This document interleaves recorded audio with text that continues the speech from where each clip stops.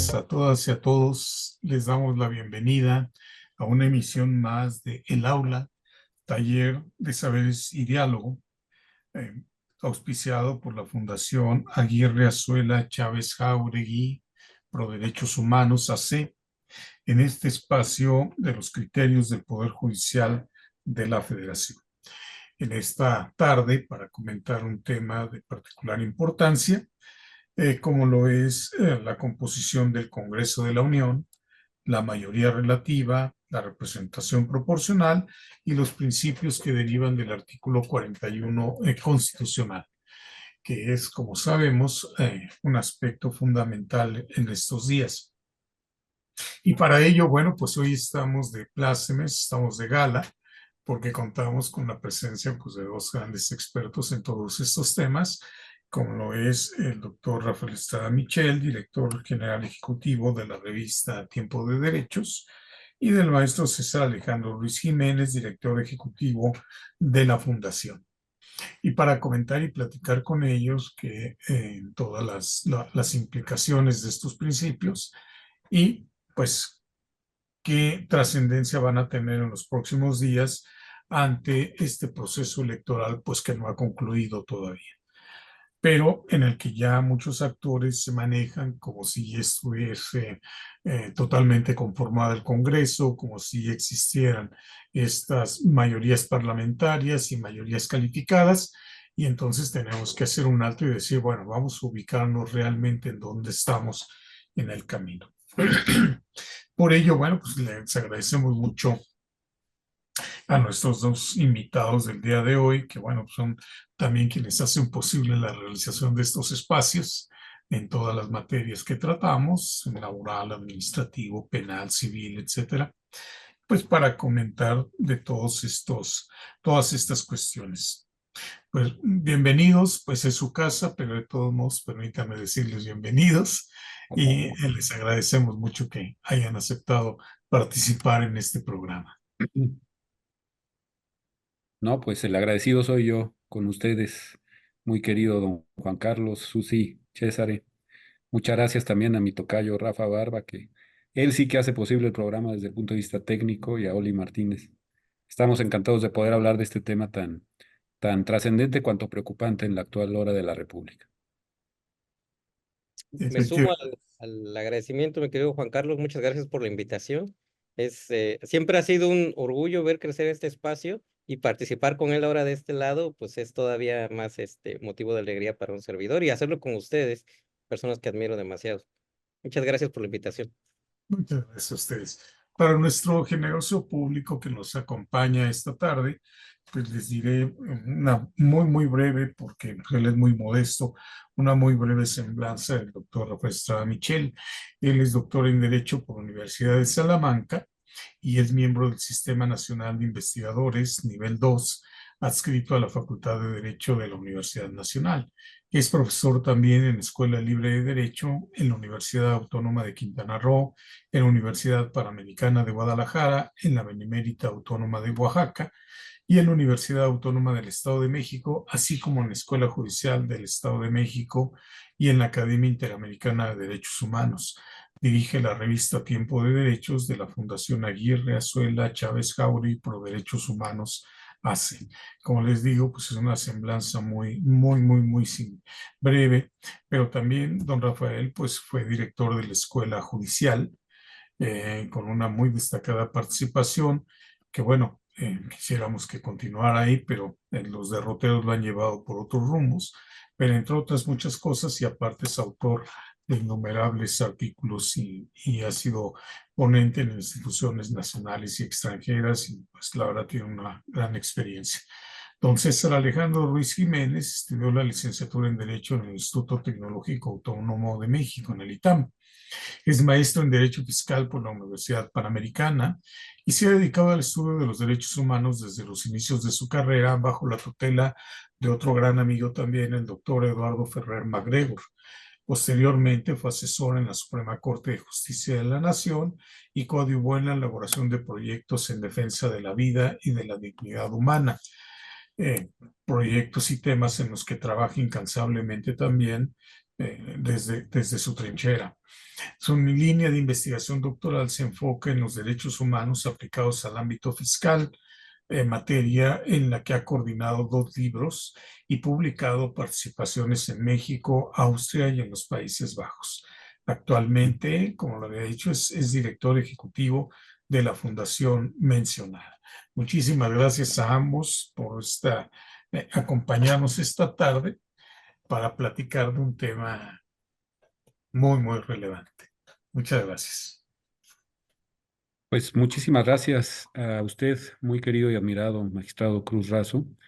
Si me permiten hacer un breve recuento de la cuestión, ahora sí que un estado del arte, para después dar paso a lo que nuestro director general ha encontrado en términos de precedentes del máximo tribunal de este país, que me parece es fundamental y creo que es una gran aportación porque nadie más lo ha señalado en este debate que pues ya lleva un par de meses en el aire, quizá mes y medio, ¿no?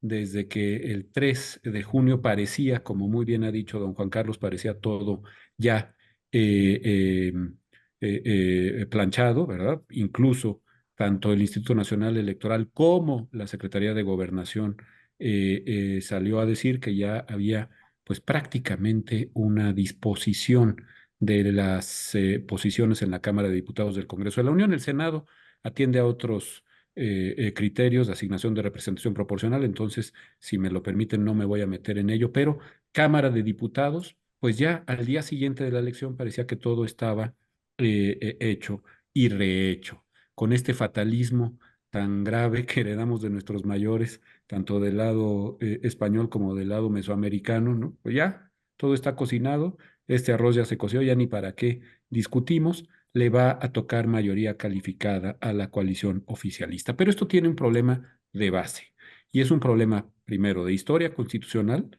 de historia de las reformas electorales, pero también de derecho constitucional actual vigente, de dogmática constitucional pura y dura, de la forma en que nos enfrentamos a los problemas de interpretación constitucional, en donde don Juan Carlos Cruz Razo pues es un experto libre de toda excepción. Yo voy a tratar más o menos de seguir sus pasos mínimamente, como ya hicimos en alguna ocasión con motivo de la incompletitud de la Sala Superior del Tribunal Electoral del Poder Judicial de la Federación, que sigue hasta la fecha incompleta, a pesar de todos los pesares.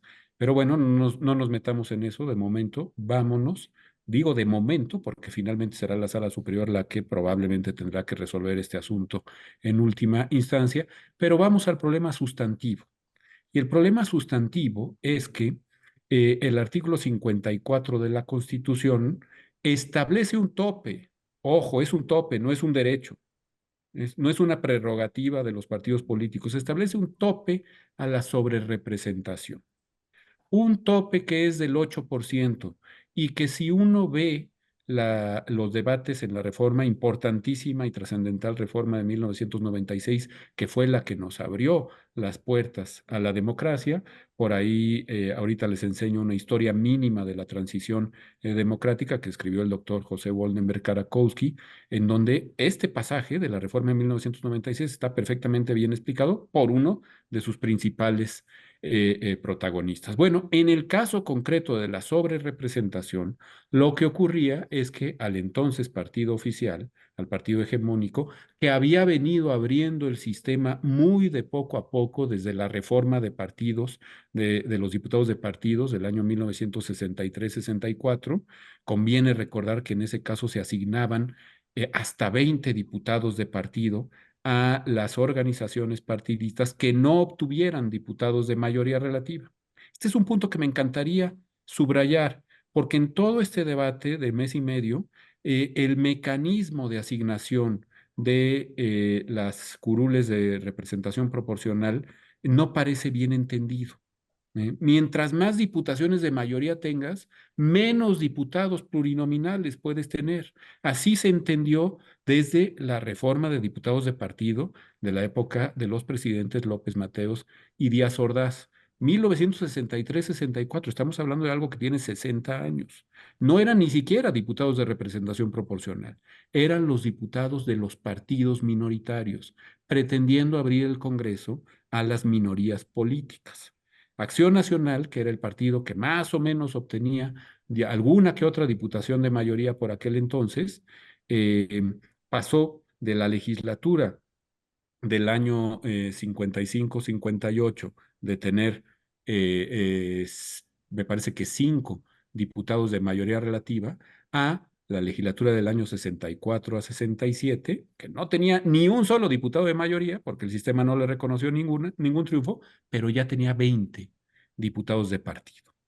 ¿Por qué? Pues porque al no tener diputaciones de mayoría, el PAN podía acceder a el tope máximo de diputados de partido. Por cierto, que al PARM, Partido Auténtico de la Revolución Mexicana, algunos se recuerden del PARM, el viejo Partido de los Generales de la Revolución, y el PPS, el Partido del Maestro Lombardo, también se le asignaron 10, en este último caso, diputados de partido, y 5 al PARM, a pesar de que el PARM no había obtenido el porcentaje mínimo de votación nacional. Pero bueno, se hizo ahí una interpretación extensiva de apertura a las minorías, etcétera, etcétera, etcétera. Bueno, todo esto es para decir que en el año 76, que no se presentó un solo candidato registrado, sí hubo un candidato del Partido Comunista, don Valentín Campa, pero no tenía registro el Partido Comunista por entonces. Ninguno de los otros partidos con registro presentó un candidato de oposición. El único candidato a la presidencia fue don José López Portillo, candidato del Partido de la Revolución Institucional. Bueno, pues ante esto, López Portillo y su secretario de Gobernación, el célebre don Jesús Reyes Heroles, dice: esto ya no puede seguir así. Por mucho que queramos decir que es democracia la mexicana y que es una democracia orgánica y que así somos nosotros y que nadie tiene derecho a criticarnos, pues la verdad es que no pasa un mínimo análisis, ¿no? Veníamos del 68, veníamos del 71, de la Olimpiada también el 68, del Mundial del 70, de la Guerra Sucia de los años 70, veníamos de la crisis económica del sexenio de don Luis Echeverría, en fin. Para no hacerles el cuento más largo, viene la gran reforma de la LOPE, la gran reforma de los diputados de representación proporcional. Y entonces don Jesús idea el mecanismo de que se asignen diputados ahora sí de representación proporcional en listas de regiones plurinominales. ¿Esto qué quiere decir? Una parte de la Cámara de Diputados se llenaría con los diputados de mayoría relativa. La inmensa mayoría de estos diputados eran diputados que se asignaban al PRI, porque ganaban los distritos o supuestamente ganaban los distritos de mayoría relativa, pero la oposición, ya legalizado el Partido Comunista, por cierto, la oposición tendría derecho, PAN, PPS, PARM y Partido Comunista Mexicano, después Partido Socialista Unificado de México, tendrían derecho a diputados plurinominales, hasta 100 en aquel entonces para todas las oposiciones. También, por cierto, los sinarquistas, la extrema derecha, la Unión Nacional Sinarquista, obtuvo registro para su partido, el famoso Partido del Gallito, que algunas y algunos recordarán, el Partido Demócrata Mexicano. Bueno, más o menos así, durante el sexenio de López Portillo y el sexenio de Miguel de la Madrid, discurrió la cosa, se amplió la representación proporcional a 200 diputados, siempre sobre la base de que la mayoría le iba a tocar al partido hegemónico, porque tenía la mayoría de las diputaciones de mayoría relativa, pero los plurinominales se repartirían entre las oposiciones, para que las minorías estuvieran representadas. Era un sistema, y es un sistema híbrido de representación, mayoría relativa y representación proporcional. Si tú obtenías muchas diputaciones de mayoría, insisto en este tema porque es el fundamental para entender el convenio que se ha celebrado ahora entre el Partido del Trabajo, Partido Verde y Movimiento de Regeneración Nacional. Si tú obtenías muchas mayorías relativas, no tenías derecho a asignación de diputados de representación proporcional. Bueno, insisto, así más o menos estuvo la cosa. Reyes Heroles obtuvo lo que quería, que es que el sistema se mantuviera unos 10 o 12 años más en posibilidades de estabilidad para dar un paso más hacia la apertura democrática, pero en el año de 1988 pasó lo que pasó. Y los miembros de las generaciones del 88, como me ocurre a mí, pues recordaremos que no hubo quien creyera los resultados de aquella elección, que era imposible pensar que el partido oficial había obtenido la mitad más uno, como se dijo entonces, de los votos, ¿no? El 50.1%, pero esos fueron los resultados oficiales. Hubo enorme descontento por parte de la oposición, tanto de izquierda como de derecha. El Frente Democrático Nacional evolucionó hacia el Partido de la Revolución Democrática. Durante el salinato, pues se mantuvo este esquema de representación híbrida, pero ya estuvo muy claro después del asesinato de Luis Donaldo Colosio, después del estallido del Frente Zapatista en Chiapas, después del asesinato de José Francisco Ruiz Massieu, después de la elección del doctor Cedillo y el famoso primer debate presidencial del año 94, que el sistema tenía que abrirse más. Y en efecto, en 1996, el Instituto Federal Electoral se ciudadaniza definitivamente. Será José Voldemar precisamente el primer presidente ciudadano, pero además se pone un tope a la sobrerepresentación. Se le dice al régimen, sí, tendrás mayoría, si sigues ganando las elecciones de diputaciones por mayoría, vas a tener mayoría de diputados, pero hasta 300 de los 500. Y no podrá pasar tu sobrerepresentación, se le llamó eufemísticamente, pomposamente, cláusula de gobernabilidad, como si no se pudiera gobernar en minoría. La transición democrática y los gobiernos divididos demostrarían lo contrario, pero tu tope va a ser el 8% sobre tu votación nacional. Y hay que decir una cosa a favor del régimen. No hay muchas cosas que decir a favor del viejo régimen, pero esto sí se puede decir. Siempre tuvo el pudor de no intercambiar sus diputaciones de mayoría con sus partidos satélites de supuesta oposición, el PPS y el PARM, con tal de que le asignaran diputados de representación proporcional. Ahí cupo el pudor. También un dato bien relevante. ¿Qué quería la oposición, sobre todo el PRD, la oposición de izquierda? No, vámonos a un modelo de representación proporcional pura, que sería lo lógico. Si ustedes acaban de ver la elección en Francia, pues es el claro ejemplo de un modelo puramente mayoritario que lo que te genera son distorsiones en la representación, a querer o no, porque tú ganas los distritos, aunque tu votación sea menor a la de otros partidos, si la distribuiste lo suficientemente bien, vas a tener la mayoría de diputados a la Asamblea Nacional, que fue lo que le acaba de pasar. El Frente Nacional, pues por eso tiene el famoso Frente de Marine Le Pen, tiene un titipuchal de votos, pero no tiene mayoría en la Asamblea Nacional. Eso lo obtuvo el presidente Macron con sus aliados, ¿no? Es el modelo que se sigue también en Estados Unidos, que se sigue en Inglaterra, es de mayoría pura y dura. En cambio, en otras democracias parlamentarias, como España, como Italia, como Alemania, el modelo tiende a la representación proporcional pura. Tiene sus asegúnes también, porque entonces ya no eres diputado por Oaxaca o ya no eres diputado por Tinguindín, Michoacán, o ya no eres diputado por Nuevo Casas Grandes, Chihuahua, ¿no? No, eres diputado por una amplia circunscripción plurinominal. ¿Por qué? Pues porque tu partido obtuvo el 20, el 25, el 30, el 40% de los votos. Y entonces al partido se le asignan el 40% de las curules que correspondan en el Parlamento, pues porque obtuvo el 40% de los votos. Insisto, la representación regional se ve disminuida, pero hay una representación de la voluntad popular mucho más clara, ¿no? Esto no lo quiso el sistema en aquel entonces. Dijo, no, no, no, espérate. Una representación más o menos proporcional, híbrida, pero dame un 8% de posibilidades para que yo pueda gobernar, ¿verdad? Y a la oposición le sonó más o menos razonable, pensando que las votaciones le serían favorables. Por cierto, pensaron bien, porque en el año 1997, volvemos a acordarnos, aquí los que tenemos más edad, se acabó. Ya no digan ustedes la mayoría calificada en la Cámara de Diputados, aún la mayoría simple.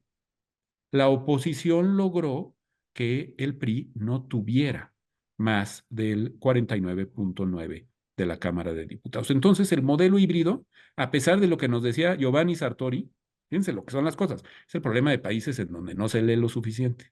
Vino Giovanni Sartori nos dejó un trabajo, se lo publicamos en el Fondo de Cultura Económica, pero nadie lo leyó, o muy poca gente lo leyó. ¿Qué decía don Giovanni? Recordarán ese libro fabuloso que se llama Ingeniería Constitucional Comparada. Decía, el modelo híbrido de representación tiene lo malo de los dos modelos y no tiene nada de lo bueno de los dos modelos. O sea, es el peor de los mundos posibles. Ni representas a las regiones, ni representas a las fuerzas políticas. Haces una mezcolanza, nos encanta el barroco aquí a los mexicanos, ¿no? Haces la mezcolanza, te queda un jarrito sincrético muy bonito, ¿no? Pero al final del día, algún día vas a tener el problema. La democracia mexicana siguió su camino, la alternancia, dijimos, pues esto más o menos funciona, nadie va a tener mayoría calificada nunca, ¿de qué te preocupas? Hasta que pasó lo que pasó. Y lo que pasó es que este precepto, el artículo 54, nunca se leyó en realidad en relación con el principio fundamental del artículo 41, que es la necesidad de desarrollar elecciones libres, por supuesto, secretas, por supuesto, pero sobre todo auténticas. ¿Qué quiere decir que algo sea auténtico? Que el trasvase de la voluntad popular se traduzca en auténtica representación, en curules, en escaños, en el Parlamento, en las dos cámaras del Congreso. Que sea lo más genuino posible. Nunca dijimos eso, dijimos, bueno, hay un 8% de tope, se le aplica a los partidos, nadie va a tener una sobrerepresentación que vaya más allá del 8%. Pero vino la reforma que sustituyó al Código Federal de Instituciones y Procedimientos Electorales, que establecía que esta regla del tope de sobrerepresentación del 8% tenía que predicarse también de las coaliciones. Otra vez apelo a la experiencia de los votantes y las votantes de mayor edad. Ustedes se acordarán de las boletas de aquel entonces. Había de dos sopas. En algunas ocasiones nos ponían todos los partidos, ponían el nombre del mismo candidato para cada partido, suponiendo que fueran en coalición. Entonces tú ya votabas por el partido de la coalición. En 2000, por ejemplo, fue el PAN en coalición con el Partido Verde. Podías votar por Acción Nacional o podías votar por el Partido Verde. El candidato solía ser el mismo, tanto al Congreso como a la presidencia de la República. O bien, se juntaban los logos en la boleta. Y entonces la coalición aparecía así. Se entendía que los candidatos de esa coalición no podían verse representados en exceso en la Cámara de Diputados hasta el punto del 8% sobre su votación nacional. Pero vino la reforma, ya no va a haber COFIPE, ahora una ley de instituciones y procedimientos electorales, y aquí hábilmente se borró el precepto que aplicaba la misma disposición a partidos que a coaliciones. Nunca nadie dijo que eso fuera para que en una coalición de 9 cupiera 9 por 8 de sobrerepresentación, que sería ya el colmo de los colmos. Nadie se le ocurrió decir eso entonces, pero algunos vivales en el hoy oficialismo y en la oposición dijeron, mira, ahí hay una laguna de la ley, la vamos a poder cubrir. ¿Cómo la cubrimos? Con un convenio. ¿Cómo que convenio? Con un convenio de coalición. En ese convenio yo te voy a decir una cosa a ti, mi aliado o mis aliados. Fíjate, si ganamos nosotros, los del partido más importante de la coalición, vamos a pensar, Morena, ganamos muchas diputaciones de mayoría relativa, hacemos el cómputo después de la elección y entonces te digo, ¿sabes qué? Esta te la asigno a ti, Partido Verde, esta te la asigno a ti, Partido del Trabajo, de tal forma que vaya bajando mi número de diputaciones de mayoría para que me asignen tantos diputados de representación proporcional como sea necesario para que tengamos una mayoría calificada. Fíjense el trueque. Y el Instituto Nacional Electoral, esto ya había pasado, no es de ahora. Pasó en 2018, pasó en 2021, con el oficialismo, con la oposición, y pasó en 2024. El Instituto Nacional Electoral dijo, sí, pues está todo dar, porque como además este es un país, insisto, no se lee a Sartori y a casi nadie, pero también todo mundo es entrenador de la selección nacional y abogado y médico, por ósmosis. Entonces todo el mundo cree que interpreta a todo dar la Constitución y la ley. Y ahí dice partido, Ahí dice partido. Por cierto, también dice que las personas que están vinculadas a un proceso penal no pueden votar. Y sin embargo votaron. ¿Por qué? Pues porque hay una cosa que se llama mutación constitucional. A mayor libertad, la Constitución se va interpretando de manera más garantista. Ujú. También está el artículo 33 constitucional en la Constitución, ¿o no? ¿Y se le va a ocurrir a alguien aplicar eso contra un extranjero pernicioso a juicio del Ejecutivo de la Unión? Por favor, eso ya mutó. Es evidente que el 54 se refiere a las fuerzas políticas, no a los partidos políticos. Y sin embargo, el INE no tuvo mejor idea que registrar esos convenios. Y por eso la noche de la elección ya sabía lo que le correspondía a cada quien, porque aunque no seas del Partido del Trabajo, como firmaste un convenio, tú, Morena, con el Partido del Trabajo, te van a asignar esa curul diputacional. Y entonces le va a tocar a la coalición una sobrerepresentación que además era interpretada no como tope, sino como derecho. A mí me das mi 8%. Y a mí, Partido del Trabajo, mi 8%. Y a mí, Partido Verde, mi 8%. 8 por 3, 24. No, 24 es un exceso. ¿Cómo? Que nada más sea 20. Nada más 20. Pues digo, ya que tanto es tantito, ¿no? Un 20%. 54.1 de la votación nacional. Más 20, 74.1. No solo mayoría calificada, que sería el 66.6% de la Cámara de Diputados, sino 3/4 partes, 75%. Ujú. Voy a los números que ha hecho recientemente Guadalupe Acosta Naranjo, con toda razón. Oye, sí, sacaste el 54% de la votación. La oposición en su conjunto sacó en consecuencia el 46%. Y le va a tocar el 25% de la Cámara de Diputados. No va a tener ni siquiera el porcentaje para activar acciones de inconstitucionalidad que le corresponden a las minorías parlamentarias. De ese tamaño es el asunto. De ese tamaño.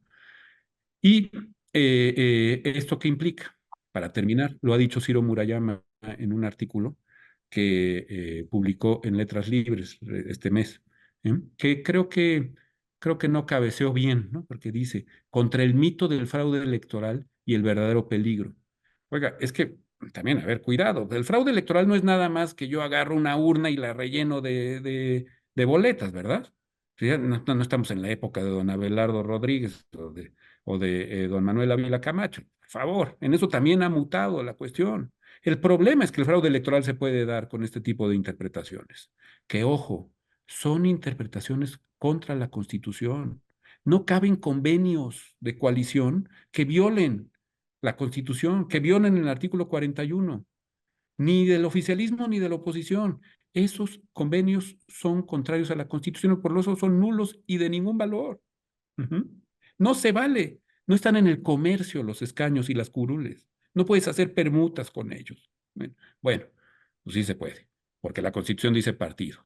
Y aquí somos muy literalistas y positivistas.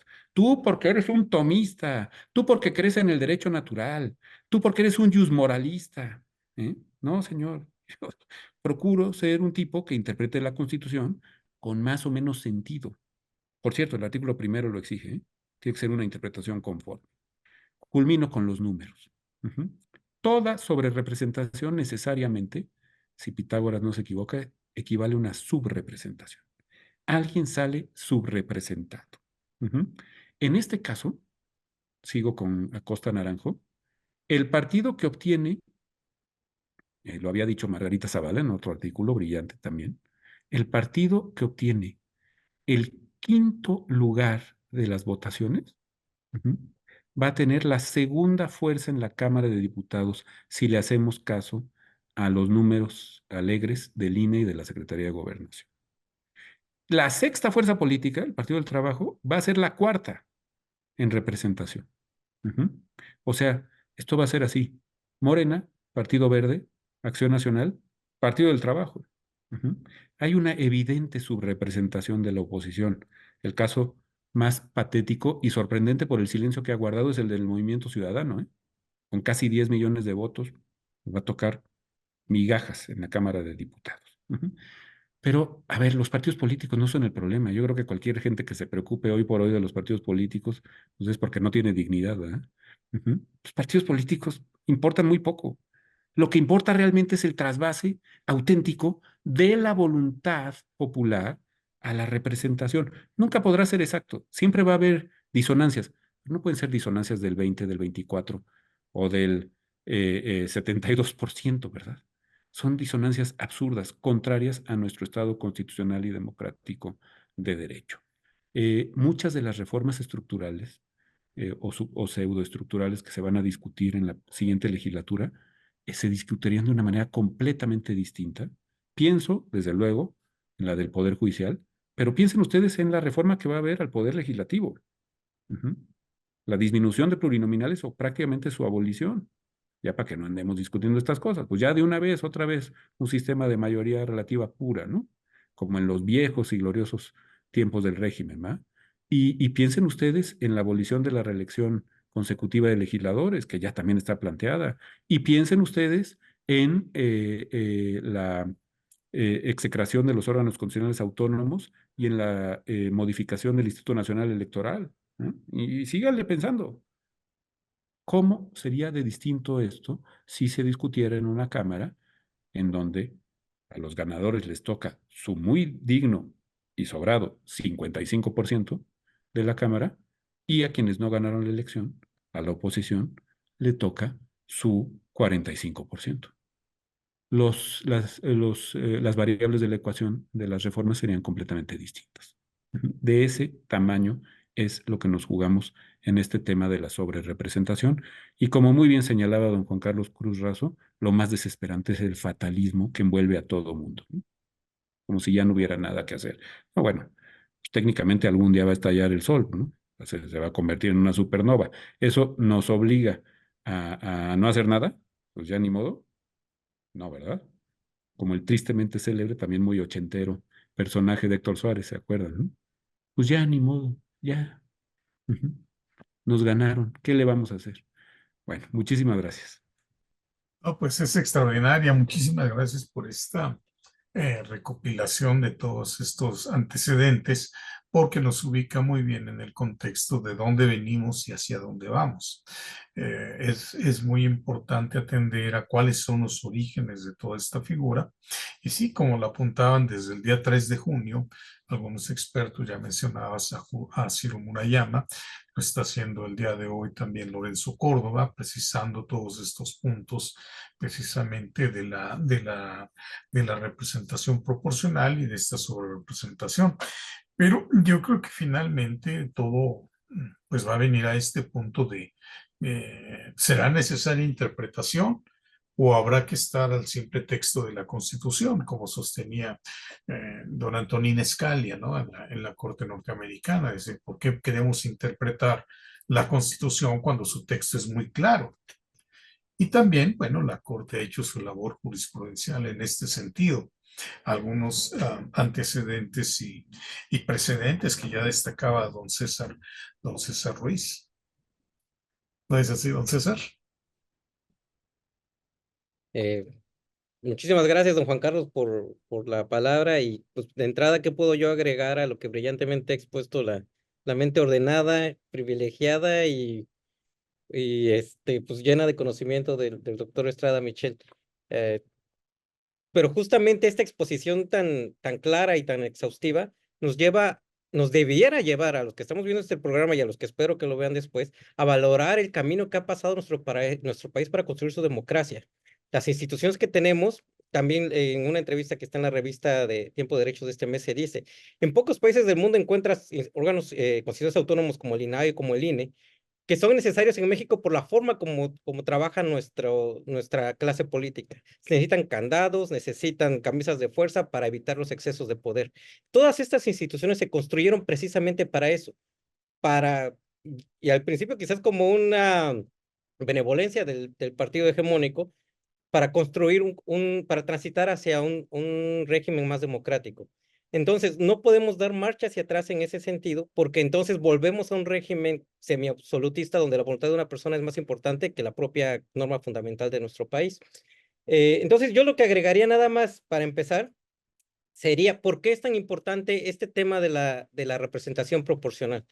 ¿Por qué? Porque en el Congreso de la Unión se requieren al menos de las 2/3 partes de la Cámara para que, para que se puedan hacer modificaciones a nuestra Constitución, que es finalmente donde están nuestros derechos fundamentales y donde están las características esenciales de nuestro sistema político y nuestro sistema jurídico, sobre todo.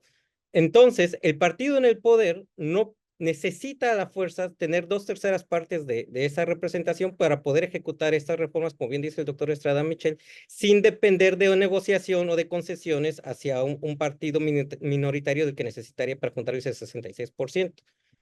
Entonces, ¿por qué tenemos la representación proporcional? Porque así aseguramos que todas las voces que se manifestaron en las urnas tengan una voz a la hora de tomar este tipo de decisiones en nuestro nombre. Se supone que somos una democracia. Se supone que cuando nosotros ejercemos el voto, estamos pidiendo que nuestros órganos, que como somos una democracia indirecta, nuestros órganos que toman esas decisiones por nosotros, estén representadas todas las voces que se manifestaron en el día de la elección. Entonces, como bien dice el doctor Estrada, si solo nos vamos por un principio de mayoría relativa, pues imaginemos esos periodos donde, aunque sea por un voto, ganaba el partido hegemónico, pues las voces minoritarias no tendrían representación. Por eso existe la representación proporcional. Entonces, si lo vemos así, la representación proporcional no es, y como bien lo dijo también ya él, no es una prerrogativa del partido en el poder. No lo debemos de ver como una cláusula de gobernabilidad que le permita hacer lo que su voluntad le parezca más conveniente. Lo que realmente importa con la representación proporcional es la defensa del pluralismo, tan natural a un país tan diverso como el nuestro, como a todas las visiones políticas que se manifiestan en el mismo. Y el criterio del que hablábamos, si me permite, se lo voy a leer para que no me falle a mí la memoria, es la jurisprudencia del Pleno de la Suprema Corte de Justicia de la Nación, 70/98 de noviembre de 1998. Registro digital 195151, que dice, materia electoral, el principio de representación proporcional como sistema para garantizar la pluralidad en la integración de los órganos legislativos. El principio de representación proporcional en materia electoral se integra a un sistema compuesto por bases generales tendientes a garantizar de manera efectiva la pluralidad en la integración de los órganos legislativos, permitiendo que formen parte de ellos candidatos de los partidos minoritarios e impidiendo a la vez que los partidos dominantes alcancen un alto grado de sobrerepresentación. Esto explica por qué en algunos casos se premia o estimula a las minorías y en otros se restringe a las mayorías. El criterio sigue, pero aquí lo más importante y lo que no nos debemos de olvidar nosotros es que la representación proporcional, como ya nos había explicado también el doctor Estrada y lo refleja este criterio obligatorio de la Suprema Corte, está para que las minorías puedan tener voz, para que esas voces que no alcanzan una representación por vía mayoritaria puedan de todos modos ser escuchadas en nuestro Congreso de la Unión. Está para defender el pluralismo, no el absolutismo. Más importante, y eso me da mi esperanza de que en este país todavía podamos alcanzar el respeto a la ley, porque la ley es la ley, es que este criterio fue emitido por unanimidad de 11 votos de los ministros de la Suprema Corte de Justicia de la Nación, y la ponente es la senadora, la hoy senadora, ministra en ese entonces, Olga María Sánchez Cordero, que pues pertenece al partido en el poder. Entonces, esperamos que la senadora, como comparta su visión experta con sus colegas, y transmite esta idea de que la representación proporcional tiene que ser respetada porque es una herencia que nos ha tomado 40, 50 años construir en nuestra vida democrática. Y está ahí para que precisamente exista este intercambio de ideas, que es tan importante para nutrir nuestra visión de Estado, porque la visión de Estado no es la del partido que ganó. Aun cuando sea 54%, no es una visión absoluta y única. Existen otras voces, que quizás somos minoritarias, pero que también vale la pena escuchar. Y es importante para eso, pues, que esas voces tengan la representación que se generaron en las urnas. Lo que agregaría a eso también es, aquí no estamos para defender a ningún partido, como bien dice don Rafael, o sea, es lo que menos nos importa y la clase política no ha hecho mucho para ser defendible tampoco. Pero ¿sabe qué sí estamos para defender? Dos cosas, la Constitución y los derechos de las personas. Y uno de nuestros derechos, lo platicábamos hace un par de semanas también, es el derecho al voto. Cuando yo voy a votar, yo necesito que la manifestación de voluntad que yo y todos los que acudimos a las urnas se respete. Si a mí me están imponiendo un Congreso de la Unión que tiene 74% de representación de un partido que solo ganó el 54% de los votos, no se está respetando mi derecho al voto. No se está respetando los artículos 41 y 54 constitucionales. Y eso sí nos interesa a nosotros, porque si vamos a transitar a una monarquía, por lo menos hagámoslo por la vía constitucional, por la vía legal. Entonces, yo lo único que agregaría sería en este momento, a reserva de una siguiente intervención, es que aquí lo que nos debe interesar a todos nosotros como mexicanos es la defensa de nuestro derecho al voto. Es un derecho humano, está en la Constitución, está en la Convención Americana de Derechos Humanos, y necesitamos que los tribunales que nos defienden, los tribunales que tienen competencia para defender nuestros derechos humanos, lo hagan interpretando adecuadamente la Constitución. Ya mencionó el texto más importante, que más nos debería preocupar a todos los mexicanos hoy, el doctor Estrada Michel. Necesitamos elecciones libres y auténticas. ¿Qué es una elección auténtica? Eso, al día de hoy, por mucho que quieran decir que es competencia del Tribunal Electoral, el máximo intérprete del texto constitucional en cualquier materia es la Suprema Corte de Justicia de la Nación, y es ella la que nos debería decir qué se debe entender por una elección libre y auténtica. Es cuanto, su señoría. Pues es muy interesante y esto que este precedente que has invocado, probablemente como lo señalas, es jurisprudencia, es la jurisprudencia 70/98 del Pleno de la Suprema Corte, nada menos. Entonces tiene un carácter obligatorio en esta materia y pues establece ya todos estos principios que rigen al principio de representación proporcional. No puede pasarse por alto este criterio. Entonces tiene una aplicación pues muy importante. Pero además también hay pues bases, como cuando discutíamos el tema de la calificación de la elección presidencial y de la falta de integración plena de la sala superior, pues decíamos, es que la Constitución no puede depender de normas secundarias. Aquí la Constitución no puede depender de convenios de partidos. Incluso la Constitución trata a las coaliciones, las trata como si fuera un solo partido.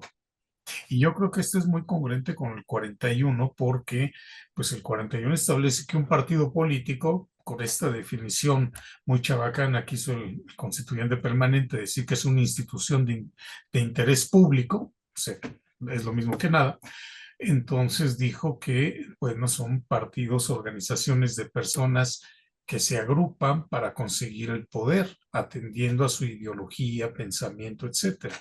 Entonces, si existe una coalición, quienes celebran un convenio para hacer, no pueden ser tratados como partidos distintos, tienen que ser tratados como un solo partido. Para eso celebraron un convenio. Es decir, ¿cuáles son los fines por los que se puede constituir un partido político en términos del 41? Si celebran un convenio y van en coalición, debe entenderse que es un solo partido, porque la Constitución en esta parte regula casos normales, no los casos con los que le quieran dar la vuelta a las instituciones. Y a mí me parece fundamental que la fracción quinta de este artículo 54, pues es categórica, que como bien apunta don Rafael, no es un derecho, no es un derecho, no es un derecho de los partidos, es un requisito que establece en ningún caso. Entonces la fracción empieza diciendo eso, en ningún caso. Entonces la simple literalidad de la Constitución, no sé si bastaría, según lo que ustedes piensen, para sostener esto de que no pueden tener, aunque se trate de una coalición, una representación mayor del porcentaje que esta fracción establece. ¿Qué opinan ustedes? Doctor, bueno, bueno, de aquí de entrada voy a confesar, me confieso que yo soy positivista, como decía el doctor Estrada Michel. No tengo la culpa, nos enseñan solo Kelsen en la escuela, pero con todo y todo, también Kelsen nos enseñó, y los positivistas nos enseñan, que la interpretación gramatical no es la única interpretación que debe haber de la ley, sino de hecho nos metieron Aaron Barak, un juez israelí muy brillante que escribe un libro maravilloso que se llama Purposive Interpretation, que nos dice que aun cuando a la hora de aplicar una norma, nosotros lo que tenemos de atender es cuál fue el propósito por el que fue creada esa norma. Si nosotros, al interpretar la norma como lo debemos de hacer, analizamos lo que ustedes llaman en el Poder Judicial una interpretación de su génesis, realmente lo que podemos advertir es que las coaliciones entran también en esta limitación que el texto habla solamente de partidos. Y yo me iría todavía un poquito más allá. Qué bueno que tocaron ese tema porque a mí se me olvidó mencionar el tema del convenio.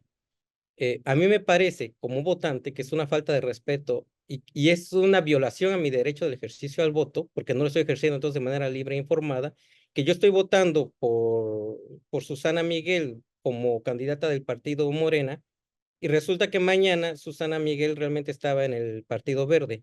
Entonces, mi derecho al voto fue tergiversado, fue mal usado, y entonces yo diría de entrada, por ese simple hecho, ese convenio debería ser inconstitucional, que incluso también lo señalan como información reservada. Aquí es algo que a mí siempre me ha llamado la atención y que es hora de que debemos de modificar. No basta con que alguien diga es de interés público para que algo sea una información reservada. En nuestro país lo que debe de requerir es la transparencia y entonces debe estar debidamente fundada y motivada las razones por las que ese convenio ha sido clasificado como información reservada. Y si no estamos de acuerdo, impugnarlo para que el convenio sea público. Pero bueno, eso sería mi primer pensamiento al respecto. Sí, y Doctor. el consentimiento informado que dice mi querido don César Ruiz es fundamental. Yo voy y voto, me enfrento a una papeleta, pero resulta que esa papeleta no me está diciendo toda la verdad. No puedo ejercer un voto con el consentimiento suficientemente bien generado como para considerar que mi voluntad va a ser trasminada de manera lo suficientemente auténtica a la conformación del Congreso. Lo entiendo en el caso de la persona física que se elige para titular del Ejecutivo. Bueno, sí, ahí estoy votando, ya sea por la coalición o estoy votando por uno de los partidos de la coalición, pero la persona física es siempre la misma.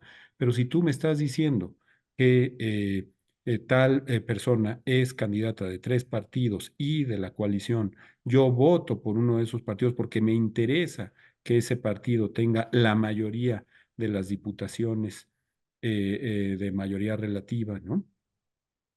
Para quitarle el freno al cambio, como dijo el presidente Fox, o para construir el segundo piso de la cuarta transformación, como señala la presidenta electa Sheinbaum, etcétera, lo que ustedes quieran. Yo estoy votando por una opción y luego resulta que se puede hacer un trueque. En el caso federal, déjenme decirles una cosa, por lo menos se hizo el trueque, ya que estamos hablando de guardar las formas, en un convenio. Mal, inconstitucional, por lo que ya hemos dicho, pero se hizo al principio del proceso electoral. Y los partidos políticos, que es una cosa bien importante, como existe el criterio de que los actos en materia electoral se impugnan de etapa en etapa y luego se cierra la etapa y ya no hay posibilidad de impugnar, los partidos políticos, porque cada uno tenía su propio enjuague en su propio convenio, no hicieron nada. Pero ojo, esos son los partidos políticos. Como muy bien dice el magistrado Cruz Razo, de manera muy chabacana decimos son de interés público, nada más que el público está, por lo visto, excluido de ese tipo de decisiones. No te enteras nunca hasta que te salen con domingo 7. Pero bueno, digo, por lo menos eso estaba en un convenio previo. En el caso de la Ciudad de México y del Congreso de la Ciudad de México, ya lo ha dicho en un brillante artículo José Woldenberg, en una brillante serie de artículos que reivindican el espíritu de 1996. También lo denunció en su momento muy bien, por cierto, ese gran experto en materia electoral que tenemos, que es Jorge Alcocer. Em, en el caso de la Ciudad de México, eso se hizo la misma noche en que se dieron cuenta que los números no daban. Ujú. Y entonces dijeron, oye, no, no, no, no, no, espérate, tienes demasiados diputados de mayoría y no te va a alcanzar para diputados de representación proporcional. Ah, no te preocupes. A ver, tú pásate para allá y tú pásate para allá y tú pásate para allá. Ahora sí, de 2 diputados de representación proporcional en el Congreso, el Movimiento de Regeneración Proporcional, Regeneración Nacional, pasó ese día a 9 diputados plurinominales. Con la anuencia de la mayoría, con una excepción, de la mayoría de las y los consejeros del Instituto Electoral del Estado de México. Imagínense nada más, ¿no? O sea, ahí sí ya ni convenio, ni pudor mínimo. Ah, no me convienen los números tal como salieron, pues vamos a hacer el trueque aquí mismo, ¿no? Pues es el tianguis, ¿no? Ujú. Fuimos demasiadas veces de chiquitos al Museo de Antropología, vimos cómo estaba el tianguis ahí de los aztecas y nos creímos que eso se puede hacer con curules y con escaños. Antes existía la impudicia respecto de votos. ¿Se acuerdan ustedes de la transferencia de votos? También tristemente célebre. Ah, ¿no te alcanzó para quedarte con el registro Partido del Trabajo? Esto lo hizo el PRI. Pues ahí te van 500,000 votos, ya tienes registro, no te preocupes. Ujú. Bueno, ahora ni siquiera son votos, ahora son curules, son escaños. Ujú. No sé si en algún lugar del mundo se haya visto esto, pero a mí me parece verdaderamente de risa loca, de vodevil, ¿no? Si no fuera tan preocupante para el futuro de reformas, insisto, muy, muy importantes del Estado constitucional y democrático de derecho en nuestro país, ¿no? Sí, totalmente de acuerdo. Y no debes de preocuparte, César, porque, por ejemplo, este mismo ex Justice que yo citaba decía también que el formalismo es lo que hace que un gobierno sea un gobierno de leyes y no de hombres. Y tiene razón en esta parte, ¿no?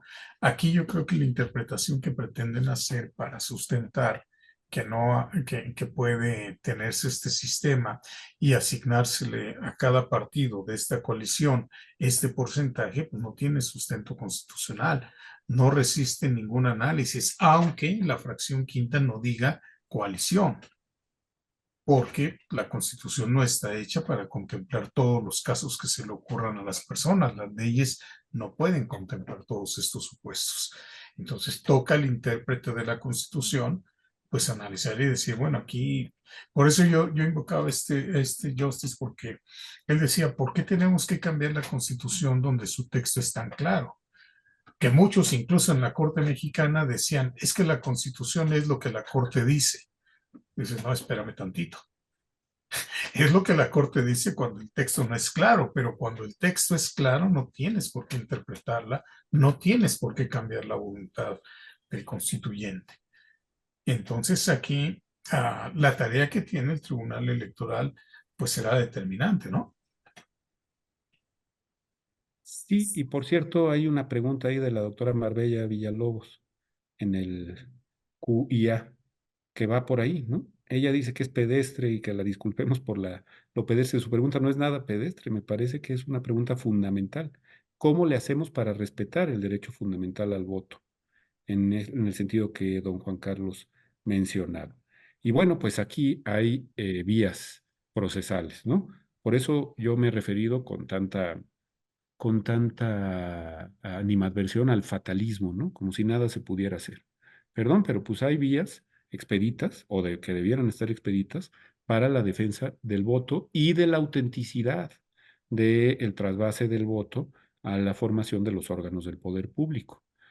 Uno de ellos, el más evidente, pues es el que tiene que ver con los mecanismos de impugnación que le corresponden a los partidos políticos, pero también con la defensa de los derechos ciudadanos y políticos ante el Tribunal Electoral del Poder Judicial de la Federación, en el caso concreto de las 5 circunscripciones plurinominales. Yo soy de los que cree que ese es el recurso efectivo al que obliga la Convención Americana de Derechos Humanos, que nos obliga, por cierto, la Corte Interamericana después del caso Castañeda, y que tenemos abierto todas y todos los mexicanos. La Sala Superior dice que no. La Sala Superior dice que no, que tienes que tener interés legítimo. Se nos olvida, pues que ya esa tesis afortunadamente había sido superada en materia de juicio de amparo. Eh, Así es que ese recurso pareciera que no está tan expedito como debiera, ¿no? Tan presente como debiera. Pero de todas maneras, ahí está. Y yo soy de los que cree que debe activarse. También nos ha dicho la Sala Superior que por la vía del juicio de amparo, no solo no cabe impugnar, sino que a un juez de distrito que se le ocurra admitir una demanda de amparo indirecto en materia que sea supuestamente exclusiva del Tribunal Electoral, lo que le debe corresponder es una sanción penal. Debe ser vinculado a un proceso penal.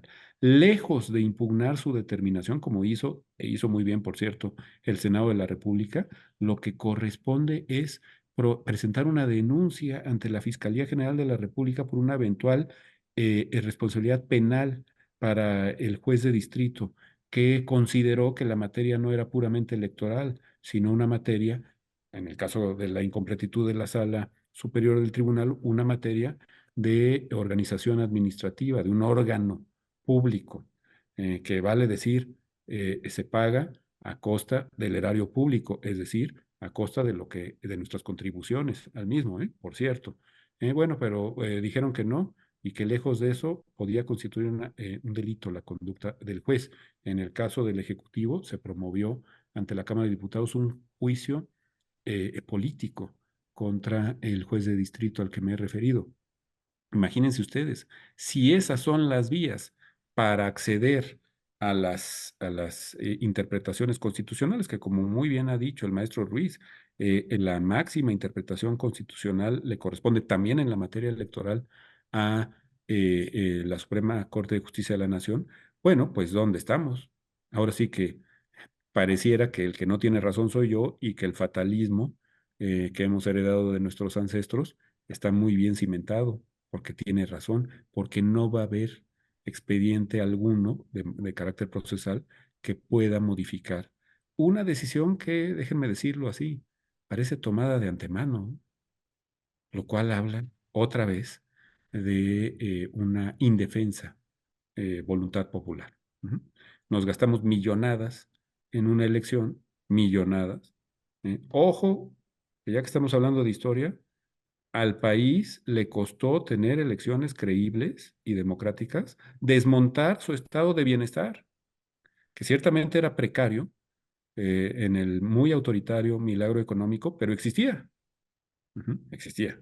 En los años 50, en los años 60, había un atisbo de estado de bienestar. Ese lo desmontamos para tener elecciones más o menos razonables. Yo les pregunto, ¿de qué sirve tener elecciones razonables en donde no haya robo de urnas, no haya ratón loco, no haya acarreo, más o menos las cosas funcionen, si después en la mesa, con criterios legalistas, porque hay que decirlo, hay que reivindicar el positivismo, como muy bien dice mi querido César, ¿no?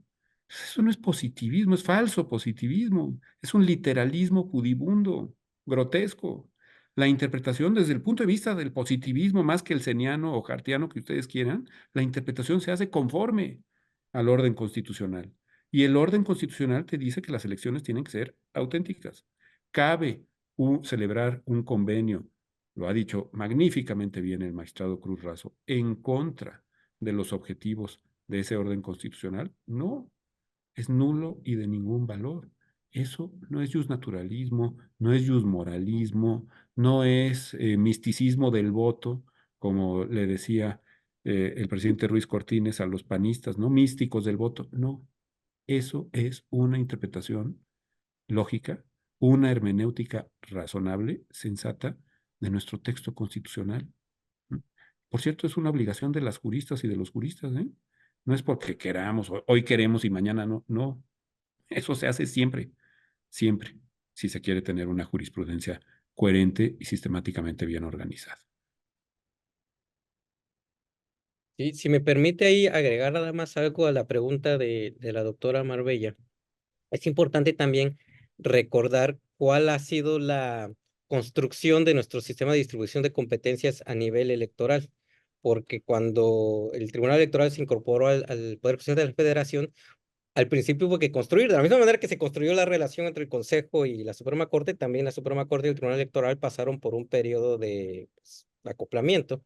Y ese periodo de acoplamiento se puede ver reflejado en todos los criterios del Poder Judicial de la Federación de los últimos 5 años del siglo XX. ¿Y qué se construyó en esos años? Primero, que efectivamente la materia electoral está prohibida en temas de controversias constitucionales. No puede haber una controversia electoral en materia electoral, pero que en acciones de inconstitucionalidad, la última de palabra siempre la va a seguir teniendo la Suprema Corte de la Justicia de la Nación, porque es la encargada de interpretar cualquier tipo de norma que se ajuste o no al texto constitucional. También nos llega a decir que la opinión del Tribunal Electoral, por mucho que es la última autoridad y la máxima autoridad en materia electoral, no vincula a la Suprema Corte de Justicia de la Nación. Eso también es muy importante. Y también nos llegó a decir que, por el contrario, la jurisprudencia de la Suprema Corte de Justicia de la Nación es obligatoria para la Sala Superior del Tribunal Electoral del Poder Judicial de la Federación, y que si no la cumple, incurre en responsabilidad, como cualquier otra autoridad que desobedece una jurisprudencia obligatoria. Entonces, creo que aquí también debemos de evitar caer en esa trampa de creer que el Tribunal Electoral es la última autoridad en esta materia. Lo será para los recursos y para los actores políticos electorales, pero no son para nuestros derechos humanos, porque como platicábamos, si el derecho al voto es un derecho convencional y un derecho constitucional, nosotros podemos acudir a través del juicio de garantías a defender ese derecho. Y un juez de distrito no solo tiene la facultad, tiene la obligación de analizar ese acto que yo voy a reclamar y ver si se cumple o no si está violentando o no mis derechos humanos. Entonces, yo como ciudadano, ¿qué sí podría hacer? Exigir que se respete mi derecho al voto mediante un juicio de garantías. Y aquí también retomo lo que dice el doctor Estrada Michel. Los jueces no se tienen por qué intimidar ante una amenaza de denuncia por juicio político. Esa no es la manera como se construye el derecho, esa no es la manera como hemos llegado a un Estado constitucional de derecho. A ver, para eso existen los recursos, como bien dice. Y si el juez se excedió, o si no se coincide con su visión, pues existen recursos que se encargan de corregir ese tipo de situación. Pero la amenaza no es la vía para construir un Estado constitucional de derecho. Entonces, yo lo que diría es, un juez tiene que resolver al momento de recibir una demanda de ese tipo conforme a derecho y ver si tiene o no facultad para interpretar la Constitución, que yo creo, no se lo puedo preguntar a usted, magistrado, porque pues, sé que usted no puede adelantar criterios. Pero sé que cualquier juez de distrito que le plantee la pregunta, ¿está usted o no facultado para defender mis derechos humanos? Yo creo que la respuesta tiene que ser unánimemente que sí. Y para eso, como ya les decía, existen criterios de la propia Suprema Corte de Justicia de la Nación que van diciendo en esta materia sí, en esta materia no, en esta materia más o menos, porque incluso también llegó a haber criterios a favor del Tribunal Electoral, diciendo, a ver, puede haber materia electoral en leyes que no son propiamente electorales y esas son competencia de la Sala Superior. Entonces, yo lo que diría es, como ciudadanos tenemos mecanismos para defender nuestro derecho al voto, todavía tenemos autoridades que se encargan de supervisar que nuestros derechos sean debidamente protegidos. Entonces, pues hagamos ejercicio de esa prerrogativa que tenemos.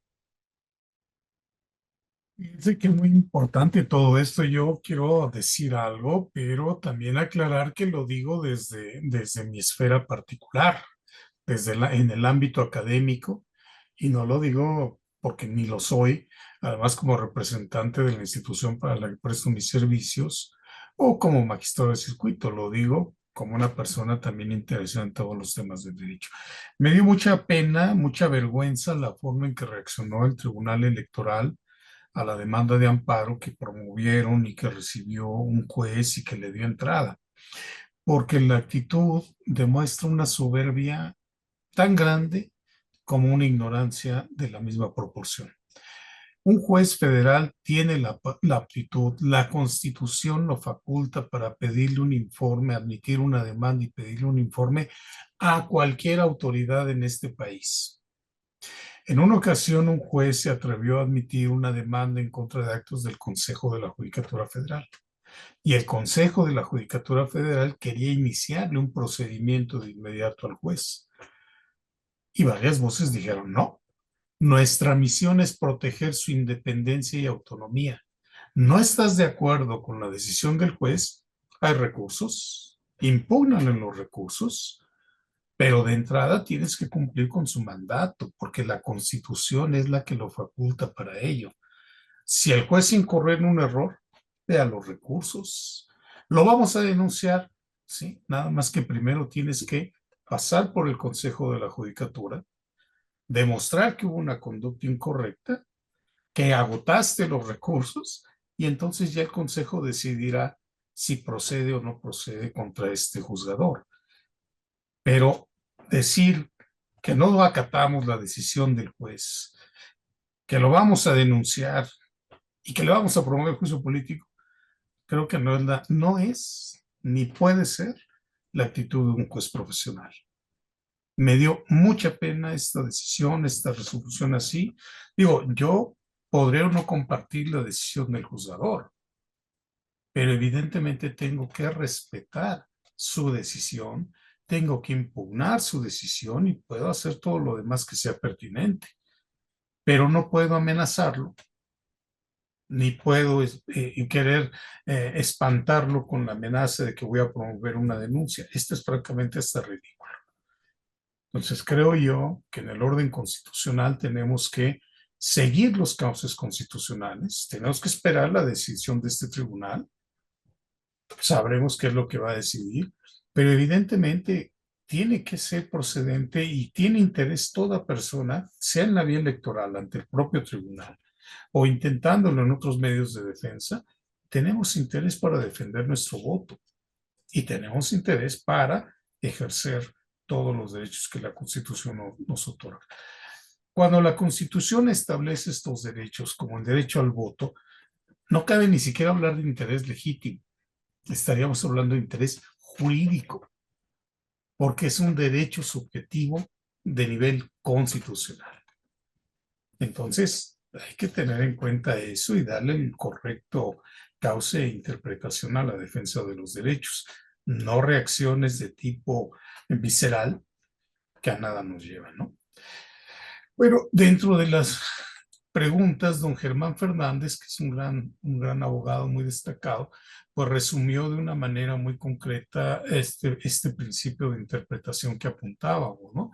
Si el límite de subrepresentación debe ser por partido o por coalición que representen una misma fuerza política. Yo creo que él pues concretó toda esta parte y efectivamente yo coincidiría mucho con él. Él dice que la siguiente pregunta es si buscar instancias internacionales para defender nuestra Constitución porque no se ven condiciones en el ámbito nacional. Pues le agradecemos mucho su comentario a don Germán y nuestro asistente anónimo, que también pues, le agradecemos mucho, es muy asiduo con nosotros. Bueno, pues también formula su comentario en el sentido de que bueno, le gusten estos eventos y bueno, que a través de esto se da a conocer pues todo este tipo de problemáticas. Y particularmente en el tema de la sobrerepresentación. Pues es un tema muy interesante donde vamos a tener que ver cuál va a ser el papel del Tribunal Electoral. Sí, yo ahí agregaría, magistrado, después de lo que ustedes dos han comentado, una cosa, que si el tribunal consiente que un partido que ganó el 54% de los votos tenga el 74% de la Cámara, pues está yendo en contra del espíritu y de la Constitución en el tema de la representación proporcional, está yendo en contra de un criterio obligatorio de la Suprema Corte. Yo esto creo que no lo debemos dejar de lado ni minimizar. El único que podría interpretar de una manera distinta este artículo y lo que es el principio de representación proporcional, dada esa jurisprudencia, es el propio Pleno de la Suprema Corte. Ni una sala, ni la primera sala, ni la segunda sala, ni un tribunal colegiado, ni un juez de distrito, ni la sala superior del Tribunal Electoral, ni la Cámara de Diputados, ni el Congreso, nadie. O sea, el único que podría cambiarnos esta interpretación de qué es para qué sirve el principio de representación proporcional es el Pleno de la Suprema Corte. Entonces, yo esperaría, si todavía existe el Estado de Derecho, que la Sala Superior del Tribunal Electoral reconozca que en aras de este principio lo que se debe privilegiar es el pluralismo, que la sobrerepresentación es un límite al ejercicio, es un límite a la mayoría, es un límite que está ahí para evitar la invisibilidad de las minorías y que por lo tanto un acuerdo así no puede pasar y que una distribución de curules con el 24% o 20% extra para un partido es inadmisible constitucionalmente. Y si no lo hiciera, pues la misma Sala Superior ya nos enseñó el camino, pues denuncia. Porque para más, ahí sí existe claramente un artículo en la ley de amparo. A la autoridad que transgrede una sentencia, una jurisprudencia de la Suprema Corte de Justicia de la Nación es una conducta delictiva, o puede llegar a constituir una conducta delictiva. Entonces, pues yo esperaría que yo no bajaría los brazos como dice el doctor Estrada. Yo también tengo fe como él en que esto no se ha acabado y que no existe esa mayoría calificada que le permite a un partido, sin escuchar a las demás voces, hacer modificaciones estructurales a nuestro sistema político y a nuestro sistema jurídico. Sí, es muy importante. Magníficamente lo suscribo en sus términos. Simplemente me gustaría poner números de votos, si me lo permite nuestro anfitrión, ¿no? ¿No? Estamos hablando de que más o menos el 54% de la votación equivale a 36 millones de votos, ¿no? Y el 46% equivaldría a 30 millones de los que se dieron en la pasada elección. O sea, si uno lo ve entre 36 y 30 en una elección donde hubo 66 millones de votos, pues no estamos hablando de una proporción 75-25, ni mucho menos, ¿no? Creo que ese es el espíritu que debe animar la interpretación de la cláusula de autenticidad de las elecciones. Y si no, me parece que estamos jugando pues un juego muy vacuo, que no tiene sustancia. ¿Y para qué jugarlo si es tan caro, no? Y finalmente resulta hasta cierto punto absurdo estar invirtiendo, bueno, no solo dinero, también sangre. Vean ustedes la cantidad de candidatas y candidatos que fueron asesinados en el pasado proceso electoral, para que al final del día, como decíamos, en una mesa se resuelvan las cosas contra la voluntad del electorado. Por cierto, también del electorado que votó por el oficialismo. Eso es bien importante decirlo. No se trata de reivindicar una posición de oposición. No, el electorado que votó por el oficialismo, en un cierto grado, votó por distinguir su voto para la titular del Poder Ejecutivo respecto del voto para la legislación. Ujú. Y como quiso tener legisladores de oposición, ese 10% de los votantes, si quieren ustedes, tiene derecho a que eso se transmine, hay un trasvase, una traducción a la composición efectiva de la Cámara de Diputados. Habíamos dicho que no nos íbamos a meter en el Senado, pero fíjense cómo, precisamente porque en el Senado estos criterios no funcionan, a partir de la reforma de 1996, que estableció los famosos senadores plurinominales, los senadores de lista nacional, que entre otras cosas subvirtieron y aniquilaron la representación paritaria y el equilibrio de los estados de la Unión en el Senado, porque ahora pues, podía haber entidades federativas, como ha ocurrido prácticamente en todas las elecciones desde entonces, que tengan 7, 8 senadores frente a los 3 que llega a tener, si acaso, Tlaxcala, Colima o Chiapas. Bueno, pero fíjense cómo ahí que no hay criterio de eliminar cuando tienes senadores de mayoría o senadores de primera minoría respecto de tu lista nacional de senadores plurinominales, pues ahí sí se da una sobrerepresentación muy frecuente.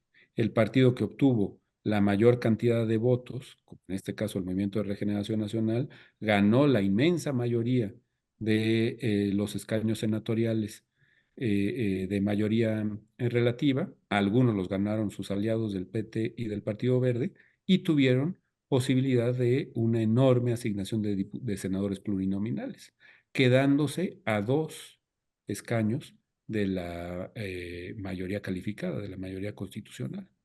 Bueno, me parece que es un muy mal modelo el del Senado, como para ahora imitarlo con interpretaciones inconstitucionales en la Cámara de Diputados. No hemos hablado mucho del 33% para promover una acción de inconstitucionalidad, una de las claves de nuestra transición democrática, eso, ¿eh? Nunca se lee así, siempre se habla la reforma del 94 como si hubiera sido una cosa del Poder Judicial y nada más. No, cuidado, eso fue fundamental para el equilibrio de poderes en nuestro país. Fue fundamental que las minorías tuvieran acceso y legitimación procesal para la acción de inconstitucionalidad, entre otras cosas, como nos ha hecho ver César en materia electoral con este precedente del año 98 que proviene de una acción de inconstitucionalidad. Si tú quitas esa posibilidad, porque las oposiciones no van a tener el 33% en ninguna de las cámaras, bueno, pues ese instrumento procesal que le es tan incómodo al poder político va a desaparecer, ¿no? Tristemente, le va a pasar lo que a la controversia constitucional. Quizá ustedes recuerden que estaba desde la Constitución del 17, pero pues nadie la leía porque pues quién iba a promover una controversia constitucional en un régimen autoritario de partido hegemónico. Era impensable. Y luego se multiplicaron verdaderamente cuando se abrió el acceso, insisto, una clave de nuestra transición democrática, muy poco explorada, se multiplicaron exponencialmente. Bueno, pues estamos ante el fin de ese régimen de libertades, hay que decirlo. Es un régimen de libertades para la discusión pluralista de las ideas y de las interpretaciones. ¿No? Los más jóvenes que nos están viendo no recordarán el México en el que eso no podía pasar. No podía pasar. Bastaba una conferencia de prensa, no digan ustedes del titular del Poder Ejecutivo, de un miembro de su gabinete o del jefe de alguno de los tres sectores del partido para que se acabara cualquier tipo de discusión. ¿Queremos volver a eso con la Constitución? ¿De veras es algo que queremos dejarle a nuestras hijas y a nuestros hijos? Yo no. Y me consta de muchos de ustedes que ustedes tampoco. Tampoco. Lamentablemente aquí la historia es un bucle. Incluso va pegado también con esa reforma constitucional de 94 para 95, que también modificó la estructura de la Suprema Corte de Justicia de la Nación. Hoy, junto a todas estas iniciativas de reforma constitucional que mencionaba al principio don Rafael, pues vienen precisamente con este presupuesto. Este es el presupuesto para lograr todos esos mecanismos, todos esos cambios. Desaparecer órganos constitucionales autónomos, desaparecer a todos los reguladores, regresarlos, etcétera. Modificar el poder judicial, todo sería una transformación y un retroceso muy grande en nuestra historia. Parece que no hemos aprendido mucho de ella. Sí, señor. Y pues ha sido una sesión muy intensa, muy rica y vasta en contenidos, pero también muy intensa. Pero bueno, hemos abusado ya muchísimo del tiempo de ustedes y también del tiempo de nuestra audiencia, a quien, bueno, nos queda por agradecerles también que siempre nos acompañan en estas sesiones. Solamente me restaría preguntarles si desean agregar algo más. Yo sí, mi querido anfitrión, me gustaría agregar nada más, por precisión y por si nos están escuchando en el Tribunal Electoral, que le echen un ojito a la jurisprudencia 94-2011 del Pleno de la Suprema Corte también, que también está aprobada por unanimidad, que por lo tanto también es obligatoria, y dice: jurisprudencia del Pleno de la Suprema Corte de Justicia de la Nación tiene ese carácter y vincula al Tribunal Electoral del Poder Judicial de la Federación las consideraciones sustentadas en una acción de inconstitucionalidad cuando se aprueban por 8 votos o más. Y también agregaría, para la hora que vayan a resolver este tema, que también vean la jurisprudencia del Pleno de la Suprema Corte 26-2002. La anterior, por cierto, el ponente era don Sergio Salvador Aguirre Anguiano y la secretaria Guadalupe de la Paz Varela Domínguez, que también hemos tenido el gusto de tenerla aquí en el programa. Y la tesis de jurisprudencia del Pleno 26-2002, que dice: Tribunal Electoral del Poder Judicial de la Federación, si resuelve respecto de la inconstitucionalidad de una norma electoral o se aparta de un criterio jurisprudencial sustentado por la Suprema Corte de Justicia de la Nación respecto a la interpretación de un precepto constitucional, infringe en el primer caso el artículo 105, fracción 2 de la Constitución Federal, y en el segundo el artículo 235 de la Ley Orgánica del Poder Judicial de la Federación. Por estos criterios, y con base en el que ya hemos hablado multicitado de doña Olga Sánchez Cordero en 1998, yo tengo fe de que el Tribunal Electoral va a resolver que la representación proporcional está para defender el pluralismo y detener la sobrerepresentación de un partido mayoritario. Esperemos que así sea, espero que no nos equivocamos y que no tengamos que recurrir a un tribunal internacional para hacer valer el Estado de Derecho que nos ha costado construir. Como dijo el fundador de nuestra fundación y de nuestra revista, don Sergio Salvador Aguirre Anguiano, ojalá se vea de lo que están hechos los altos juzgadores de la República. Exactamente, veremos de qué están hechos. Muchísimas gracias. Ha sido un privilegio estar bajo su presidencia, don Juan Carlos. No, no, no, muchísimas gracias a ustedes que son los anfitriones de estos espacios. Y bueno, pues también le quisiera pedir a Susana que nos auxiliara pues a entregar un reconocimiento, una pequeña muestra de todo el gran cariño y agradecimiento por esta sesión tan espléndida que han tenido para con nosotros. Por favor, reciban este reconocimiento, don Rafael y don César. Mil gracias. No, Muchísimas los gracias. agradecidos somos nosotros y también pues le agradecemos mucho a toda nuestra audiencia que nos haya acompañado para esta sesión y los emplazamos con mucho cariño, por supuesto, para la siguiente, en donde abordaremos también seguramente tópicos también interesantes.